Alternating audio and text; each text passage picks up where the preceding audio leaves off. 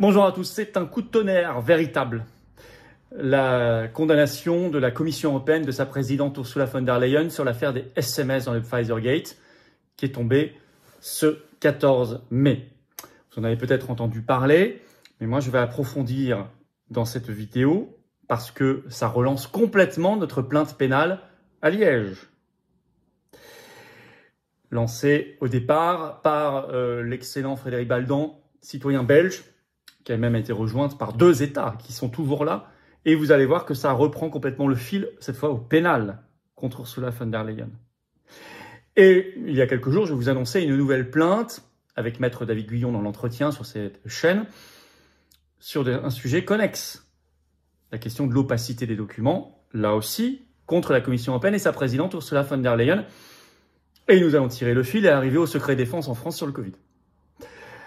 Je vais vous expliquer tout ça, surtout dans un contexte où nous ne sommes plus il y a 3 ans.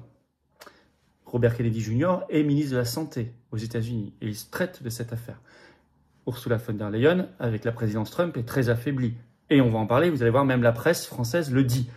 Bref, on va aller sur cette affaire, ce coup de tonnerre, dans cette vidéo et voir la suite de manière très concrète. Les Patriotes, seul mouvement politique français dans le combat depuis le départ, y compris au pénal sur cette affaire, ne lâcheront pas le morceau.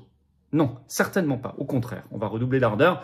Merci déjà de partager cette vidéo. Pour cela, de vous abonner à cette chaîne YouTube par un petit clic gratuit sur s'abonner. Ça l'aidera énormément à être mieux diffusée. Et oui, plus vous êtes abonné, plus la vidéo circule, touche du monde. Merci à vous pour ce petit effort.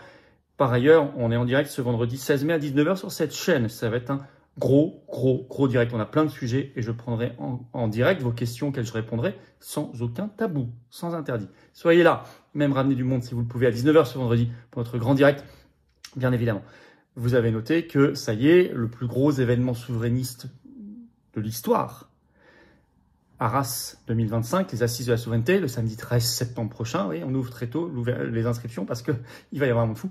Vous êtes déjà très nombreux à vous inscrire. Allez voir le programme, les intervenants déjà confirmés, c'est impressionnant. C'est le lien sous la vidéo en description. C'est 5 € pour l'accès à toute la journée, à toutes les tables rondes, par personne, c'est tout. Par ailleurs, inscrivez-vous dès maintenant.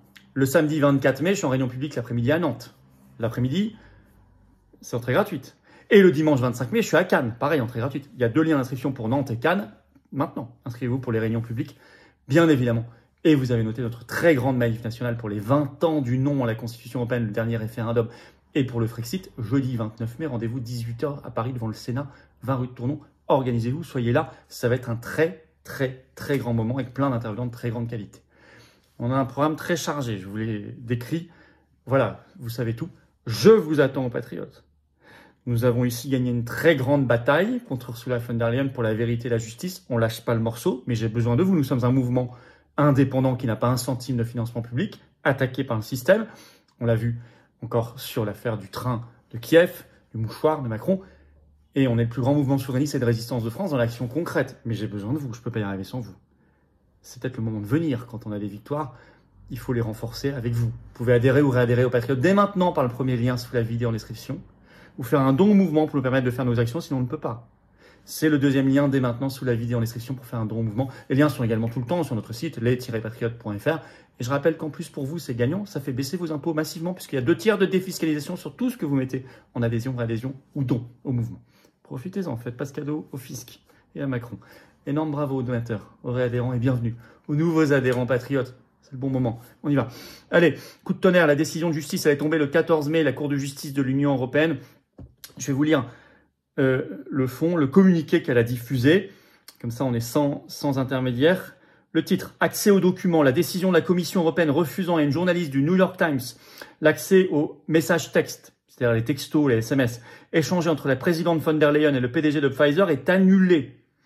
Par une demande fondée sur le règlement relatif à l'accès aux documents, Madame Martina Stevie, journaliste travaillant pour le quotidien The New York Times, a demandé à la Commission européenne de donner accès à tous les messages textes échangés entre la présidente Ursula von der Leyen et M. Albert Bourla, PDG de Pfizer, entre le 1er janvier 2021 et le 11 mai 2022. La Commission a rejeté cette demande au motif qu'elle ne détenait pas les documents visés par celle-ci. Madame Stevie et le New York Times ont demandé au tribunal de l'Union européenne d'annuler la décision de la Commission européenne. Dans son arrêt, le tribunal fait droit au recours et annule la décision de la Commission européenne. Le tribunal rappelle que le règlement relatif à l'accès aux documents vise à donner le plus large accès possible aux documents détenus par les institutions européennes. Et même la Commission européenne est quand même passablement dézinguée dans cette décision de justice. Je vous lis un autre extrait du communiqué de presse. Le tribunal remarque que les réponses de la Commission européenne concernant les messages textes demandés tout au long de la procédure sont fondées soit sur des hypothèses, soit des informations changeantes ou imprécises. En revanche, Madame Stevie et le New York Times ont produit des éléments pertinents et concordants décrivant l'existence d'échanges, en particulier sous forme de messages textes, SMS, entre la présidente de la Commission européenne et le PDG de Pfizer dans le cadre de l'achat par la Commission européenne de vaccins auprès de cette société pendant la pandémie de Covid-19. Ils ont ainsi réussi à renverser la présomption de non-existence et de non-possession des documents demandés. Or, dans une telle situation, la Commission européenne ne peut pas se contenter d'affirmer qu'elle ne détient pas les documents demandés, mais doit présenter des explications crédibles permettant au public et au tribunal de comprendre pourquoi ces documents sont introuvables. La Commission européenne n'a pas expliqué en détail le type de recherche qu'elle aurait effectué pour trouver ces documents, ni l'identité des lieux où celles-ci se seraient déroulées. Partant, elle n'a pas fourni d'explications plausibles pour justifier la non-possession des documents demandés. De plus, la Commission européenne n'a pas suffisamment clarifié si les messages textes demandés avaient été supprimés, dans ce cas, si la suppression avait été faite volontairement ou automatiquement. Enfin, la Commission européenne n'a pas expliqué non plus de manière plausible pourquoi elle aurait estimé que les messages textes échangés dans le cadre de l'achat de vaccins contre la Covid-19 ne contenaient pas d'informations substantielles ou nécessitant un suivi dont la conservation doit être assurée. C'est sévère. Donc, on avait raison depuis le début de ne pas lâcher l'affaire. Cette décision de la Cour de justice de l'Union européenne du 14 mai 2025 a été reprise par toute la presse française et mondiale. J'ai rarement vu autant d'articles sur Ursula von der Leyen. Et même, vous avez Politico, le 14 mai, qui va plus loin, je vous cite. « Y a-t-il des contrôles sérieux, écrivent-ils, sur la femme qui dirige la Commission européenne ?» Je cite, c'est la vraie question à laquelle une décision de la Cour générale de l'Union européenne peut donner un moyen de répondre. L'affaire Pfizergate en est venue à symboliser les angles morts institutionnels au cœur de l'Union européenne et en particulier autour de sa plus puissante représentante, Ursula von der Leyen. Ça, c'est la première chose. Mais l'effet le plus important, c'est que ça relance totalement notre plainte au pénal cette fois. Là, on est dans de l'administratif au pénal. Car ce jugement prouve qu'on a raison. Mais si on peut dire, comme le dit la Cour de justice de l'Union européenne, que le New York Times est légitime à agir, alors il ne serait pas normal que nous, on ne soit pas légitime à agir, ainsi que les 1000 autres plaignants dans divers pays, dont, je le rappelle, 2 États membres, la Pologne et la Hongrie, devant la justice belge à Liège, au pénal. Premièrement, ça change ça. Puisqu'on nous avait dit, vous n'êtes pas au bout d'un an, 1 an et demi, on nous a dit, vous n'êtes pas légitime. À tout le monde, ils ont dit ça, y compris à la Pologne et à la Hongrie. Vous n'êtes pas légitime à agir. Et bien là, la Cour de justice dit l'inverse. Ensuite, ce jugement administratif ouvre la voie à la poursuite réelle de la procédure pénale. Car la procédure pénale se poursuit. J'avais informé, c'était pas terminé. Ça se poursuit actuellement devant la Cour de cassation belge, qui va donc maintenant être éclairée par cette nouvelle décision de justice. Elle n'a pas encore rendu sa décision, mais entre-temps, il y a cette nouvelle décision de justice qui va l'éclairer. Et je rappelle qu'il y a en plus une plainte en cours à l'encontre de la chef du parquet européen, la Roumaine, Madame Kövesi, qui est censée enquêter sur cette affaire depuis fin 2022 et qui avait dit n'avoir aucun suspect là-dedans. Donc, il y avait cette plainte relative, donc parallèle à notre dossier de plainte pénale contre Ursula von der Leyen sur les SMS. C'est pour ça qu'aujourd'hui dire on va saisir le parquet européen, c'est complètement délirant. Le parquet européen, il a été saisi depuis 3 ans, ça ne sert à rien tout ça. Nous, on en est au stade de bien plus loin, de dire on a porté plainte contre ce parquet européen parce qu'il ne mène manifestement pas l'enquête. Donc nous disons, ce parquet européen normalement doit agir, et surtout la justice belge qui doit reprendre l'affaire. Et peut-être c'est ce qu'ordonnera la Cour de cassation belge, qui est donc saisie, comme je viens de vous dire, et qui est maintenant éclairée dans sa décision par cette nouvelle décision de la Cour de justice de l'Union européenne. Je rappelle que notre plainte au pénal, et nous les Patriotes, nous sommes le seul mouvement politique français à l'avoir fait, c'est une plainte pour destruction de documents publics et corruption.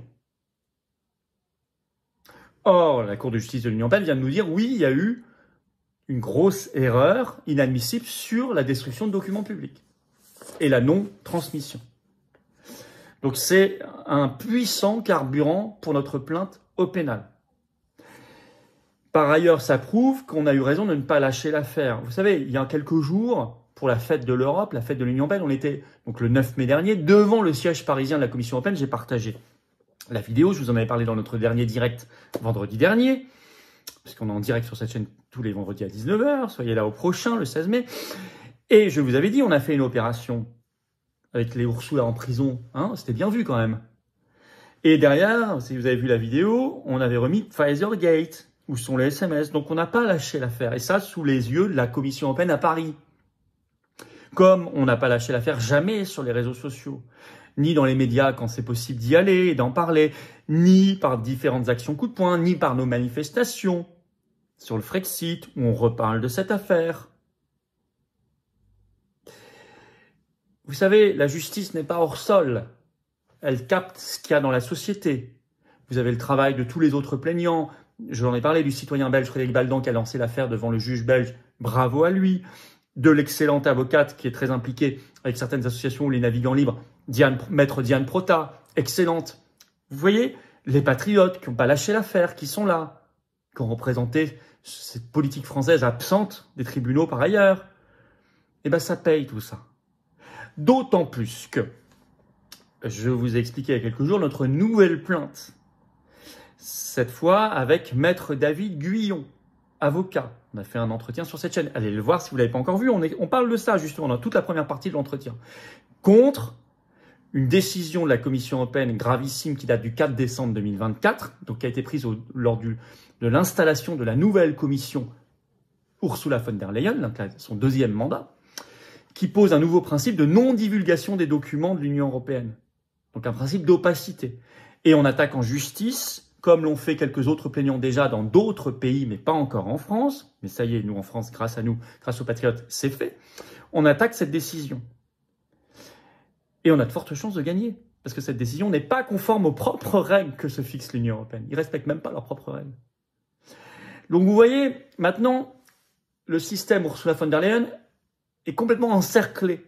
On attaque tous azimuts. Mais c'est comme ça que ça marche. Alors on avance. D'autant que Ursula von der Leyen évolue dans un contexte d'affaiblissement personnel. Alors l'article de la Tribune du 14 mai le signale, je cite, je vais vous citer un extrait, le titre « Pfizergate, un revers cinglant pour Ursula von der Leyen ». Écoutez bien, la justice européenne a tranché le 14 mai, la Commission n'a pas su justifier son refus de publier les SMS entre Ursula von der Leyen et le PDG de Pfizer, on en parlait. Je rappelle que c'est un contrat de 35 milliards de dollars quand même, hein, et on parle d'injection 900 millions de doses, hein, avec toutes les conséquences derrière, les effets secondaires, les victimes. N'oublions pas tout ce qu'il y a derrière, hein, tout ce qui en découle. Et je cite toujours la Tribune, un scandale qui fragilise un peu plus la présidente de la puissante Commission européenne en ce début de second mandat. Pourquoi ils mettent que ça la fragilise un peu plus? Pourquoi elle est déjà fragile? Mais parce qu'elle est terriblement fragile. Parce que Trump, l'administration américaine en place depuis le 20 janvier dernier, comme vous le savez, ne la reconnaît pas. Parce que elle est déjà poursuivie en Allemagne sur des faits très similaires, ce qui a été rappelé par la dépêche AFP ce jour, enfin ce 14 mai, donc hier, parce que Ursula von der Leyen est aussi très affaiblie, n'ayant pas de contact avec d'autres puissances débris comme la Russie. Bref, on évolue dans un contexte. Et ça, c'est très positif. Donc, bien sûr, le but, c'est Ursula dehors, nous le disons, mais c'est plus général que ça. Il ne s'agit pas de remplacer Ursula par M. Dupont derrière qui fera la même chose. Le but, c'est de faire s'effondrer ce système européen mafieux. Et ça s'appelle comment? Ça s'appelle sortir de l'Union européenne par le Frexit. Deuxièmement, on va tirer le fil, puisque la justice dit que c'est inadmissible de ne pas montrer des SMS. Imaginez ce qu'on doit penser du secret défense en France sur les conseils de défense sanitaire pendant le Covid. Puisqu'en France, ils ont tous été couverts et ils le sont toujours par le secret défense. Ça donne pas envie à des parlementaires français de se battre pour faire lever ce secret défense?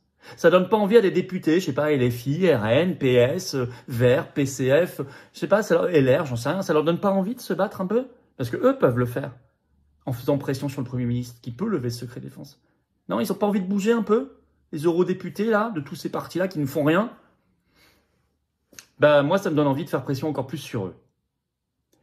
Voilà, donc nous avons cette nouvelle plainte. Nous reprenons notre plainte au pénal qui va être renforcée et nos actions par ailleurs de sensibilisation sur les députés, mais aussi les manifs, les opérations coup de poing et tout le reste.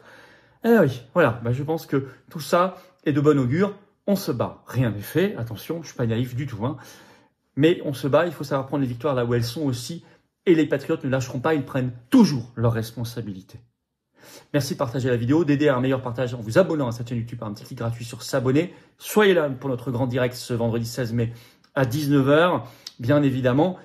Et puis, bien sûr, je vous attends aux patriotes. Si vous voulez nous soutenir dans ces démarches concrètes qui réussissent, venez aux patriotes, adhérez ou faites un don au mouvement qui n'a pas de financement public, rien, pas un centime, ni d'aide des banques, qui ne peut pas faire si vous n'êtes pas là. Et si nous ne le fait pas, si on n'était pas en plainte là depuis des années, qui l'aurait fait à notre place en France? Personne. Hein. Parmi les mouvements politiques français, aucun, vous le savez. Ni les manifs, ni tout le reste. Aidez-nous à faire. Nous sommes attaqués, indépendants, anti-oligarchiques à 100%, mais pas de subvention publique ni d'aide des banques, pas un centime, rien. Vous pouvez adhérer ou réadhérer aux Patriotes dès maintenant par le premier lien sous la vidéo en description et rejoindre ce combat merveilleux pour des belles valeurs et de belles victoires. Ce lien, donc, c'est le premier sous la vidéo en description pour adhérer ou réadhérer. Je l'ai mis également en commentaire épinglé qui fiche sur l'écran maintenant et dans quelques secondes, un lien sur l'écran, facile. Vous pouvez faire un don au mouvement par le deuxième lien sous la vidéo en description. Et puis sinon, ces liens sont sur les-patriotes.fr, par ailleurs, notre site. Et tout ça, c'est défiscalisé aux 2 tiers. Ça veut dire que ça fait baisser concrètement et massivement vos impôts. Profitez-en. Faites pas ce cadeau au fisc. Énorme bravo aux donateurs, aux réadhérents. Bienvenue aux nouveaux adhérents patriotes. Vive la France.